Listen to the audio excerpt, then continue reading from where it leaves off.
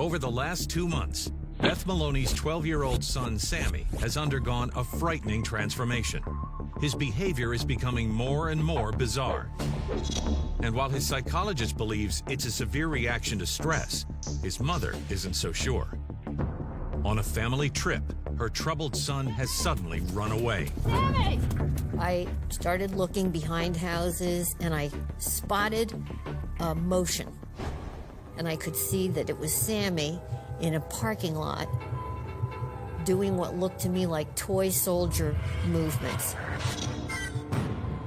In town, my mom found me. I don't really know how. I jumped out of the car and grabbed him.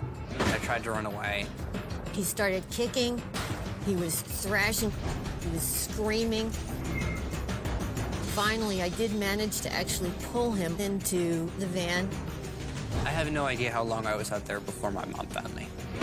It was just something that in my mind I had to do. I'm not quite sure why I felt compelled. Desperate for answers, Beth puts in an emergency call to the psychologist, who begins to wonder if Sammy needs specialized help and suggests that he see a psychiatrist. When we went to the psychiatrist's office, Sammy was snorting, huffing, puffing, rubbing his feet, holding his ears, screaming at people to leave me alone. These behaviors were almost beyond my control in a way. I can't really describe it. The psychiatrist told me that Sammy had obsessive-compulsive disorder. Obsessive-compulsive disorder, or OCD, is a psychiatric condition in which patients experience irrational thoughts and fears that lead to repetitive and compulsive behaviors. The psychiatrist prescribed an SSRI. That's a selective serotonin reuptake inhibitor.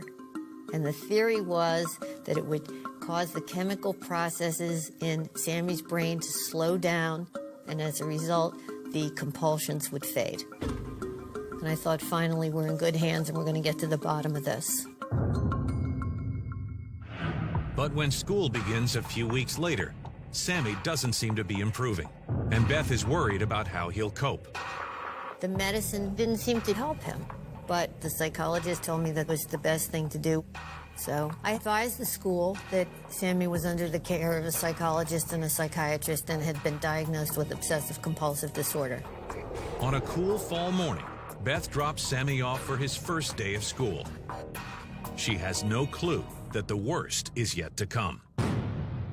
Any electrical outlet on a wall would just have projections coming out of it in my mind that I had to step over. They were more like lasers coming out of walls from those movies where someone's trying to steal a diamond or something like that. If anyone interrupted him, he would have to go back to the beginning and start again. And he was bent over, close to the shape of an upside-down L. I would walk hunched over to duck under invisible walls. I got a phone call from the school saying I had to come get him right away. Horrified, Beth checks back in with Sammy's doctors, who assure her that the meds will eventually kick in and that school is the best place for him. But as the months go by, there are absolutely no signs of improvement. What the psychiatrist said to me was he has no ability to control these behaviors unless we could get the dosage correct. So his medicines were consistently being adjusted upwards. It never made any difference whatsoever. He generally stayed in school for about, at most, 2 hours, at which point they would call and tell me that I had to come and get him. It was difficult for me to do anything, really. And, you know, no one really wants to hang out with someone who's just doing behaviors all the time. To make matters worse, Sammy is continually developing new and increasingly weird compulsions. We were being assaulted with new behaviors every single day. He would only eat at the table if his eyes were shut. He wouldn't touch anything at all. He wouldn't even touch forks, knives, spoons, door handles, faucets. He also stopped showering, stopped changing his clothes, stopped combing his hair. In December, I decided there was no point in continuing to try to get him to school. I was saying to the psychologist, I think we need to be more concerned. And the psychologist felt that we would be able to manage this. As the winter drags on, Beth does her best to care for Sammy. She even tries to homeschool him, but most of the time, his obsessions make that just about impossible. It didn't feel like it was my fault that I had to do these behaviors, but I felt really, really bad about all the problems I was causing. I was just heartbroken for him.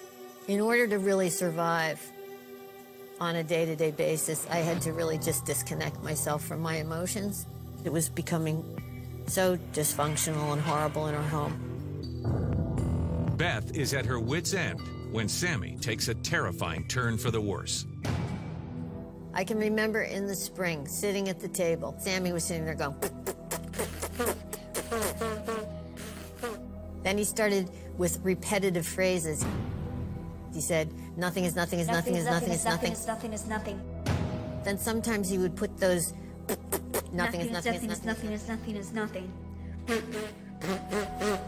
And he'd be looking at us like this, like through slits of his eyes.